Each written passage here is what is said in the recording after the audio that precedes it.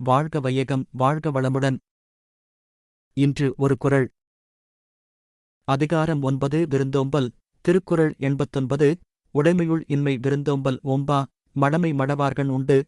முவர்தராசனார் விளக்கம். செல்வநிலையில் உள்ள வறுமை என்பது விருந்தோம்புதலைப் போற்றாத அறியாமையாகும். அஃது அறிவிலிகளிடம் உள்ளதாகும்.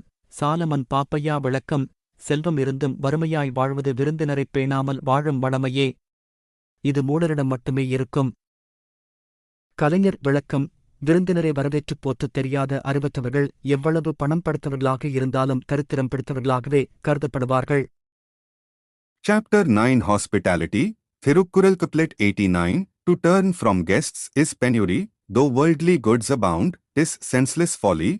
Only with the senseless found explanation, that stupidity which exercises no hospitality is poverty. In the midst of wealth it is the property of the stupid. வாழ்க வையகம் வாழ்க வையகம் வாழ்க வளமுடன். Like, share, subscribe.